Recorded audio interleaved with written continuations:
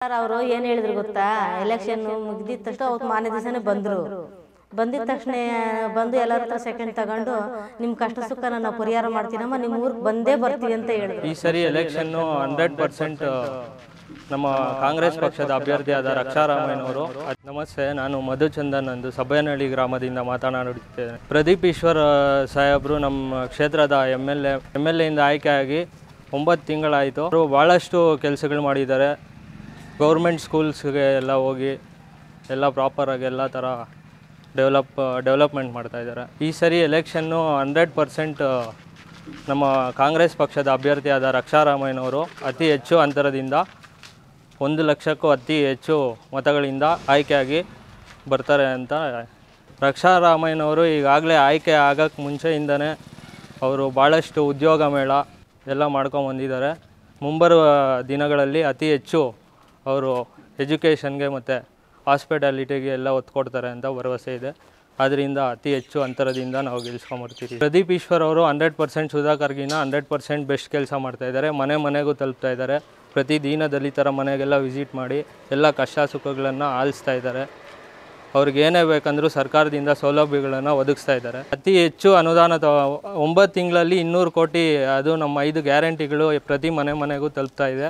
ಈ ಸಂದರ್ಭದಲ್ಲಿ ಅಭಿವೃದ್ಧಿಗೆ ಸಮಯ ಮತ್ತು ಹಣ ಸ್ವಲ್ಪ ಕಡಿಮೆ ಇರೋದ್ರಿಂದ ಅತಿ ಹೆಚ್ಚು 200 ಕೋಟಿ ಅನುದಾನಗಳನ್ನು ಸಿದ್ದರಾಮಯ್ಯನವರ ಸರ್ಕಾರದಿಂದ ತಂದು ಡೆವಲಪ್ ಮಾಡಿದ್ದಾರೆ ಅಂತ ಹೇಳ್ತೀವಿ. ನಿಮಗೆ ವಿಡಿಯೋಸ್ ಅವ್ರ ಪೇಜಲ್ಲೇ ಇದೆ. ನಿಮ್ಗೆ ವಿಡಿಯೋಸ್ ಅವ್ರು ಯಾವ ಥರ ಮನೆ ಅಪೋಸಿಷನ್ ಪಾರ್ಟಿಯವರು ಅವ್ರಿಗೆ ಸೋಲಿನ ಹತಾಶೆಯಿಂದ ಈ ಥರ ಎಲ್ಲ ಮಾಡ್ತಾಯಿದ್ದಾರೆ ಅಂತೇಳಿ. ಸರಿ, ಎಲೆಕ್ಷನ್ ಜಿದ್ದಿ ಇರುತ್ತೆ, ಆದರೆ ಅತಿ ಹೆಚ್ಚು ಅಂತರದಿಂದ ರಕ್ಷಾರಾಮಯ್ಯನವರು ಗೆಲ್ತಾರೆ. ಗ್ಯಾರಂಟಿಗಳು ಪ್ರತಿ ಮನೆಗೂ ತಲುಪ್ತಾ ಇದೆ. ಸರ್ ಅವರು ಏನು ಹೇಳಿದ್ರು ಗೊತ್ತಾ, ಎಲೆಕ್ಷನ್ನು ಮುಗಿದಿದ ತಕ್ಷಣ ಅವತ್ತು ಮಾರನೇ ದಿವಸನೇ ಬಂದರು.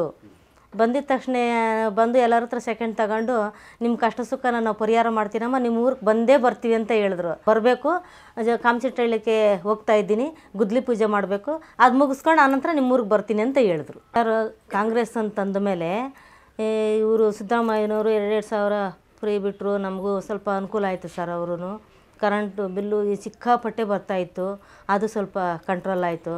ಏನೋ ಸ್ವಲ್ಪ ನಮ್ಗೆ ಹೆಲ್ಪ್ ಆಗಿದೆ ಸರ್. ಯಾರು ಬೈಕೊಂಡ್ರು ನಾವು ಆ ಥರ ಎಲ್ಲ ಬೈಕೊಳ್ಳಲ್ಲ ಸರ್. ನಾವು ಕಾಂಗ್ರೆಸ್ ಕೋಟ್ ಮಾಡ್ತೀವಿ ಸರ್. ಇವತ್ತು ಮಾಡ್ತೀವಿ, ನಾಳೆ ನನಗೆ ಬುದ್ಧಿ ಬಂದಾಗಿಂದ ನಾವು ಕಾಂಗ್ರೆಸ್ಗೆ ಸರ್ ನಾನು ವೋಟ್ ಮಾಡೋದು. ತುಂಬ ಜನಕ್ಕೆ ಮನೆಗಳಿಲ್ಲ ಇನ್ನು ಸರ್. ನಾವೆಲ್ಲ ಮಾತಾಡ್ತೀರಿ ಸರ್, ನಾವೆಲ್ಲ ಕಾಂಗ್ರೆಸ್ಗೆ ವೋಟ್ ಮಾಡಬೇಕು ಅಂತ ನಾವು ಮಾತಾಡ್ತೀವಿ. ಯಾಕಂತಂದರೆ ಸಿದ್ದರಾಮಯ್ಯನವ್ರು 2,000 ಅವೆಲ್ಲ ಬಿಟ್ಟವರಲ್ಲ ಸರ್. ಇದು 2,000 ಬಿಟ್ಟವ್ರೆ, ಕರೆಂಟ್ ಬಿಲ್ ಫ್ರೀ ಬಿಟ್ಟವ್ರೆ, ಬಸ್ ಚಾರ್ಜ್ ಎಲ್ಲ ಕಡಿಮೆ ಮಾಡ್ಯವ್ರೆ. ಅದಕ್ಕೆಲ್ಲ ನಾವು ಕಾಂಗ್ರೆಸ್ಗೆ ವೋಟ್ ಮಾಡಬೇಕು ಅಂದ್ಕೊಂಡಿದ್ವಿ.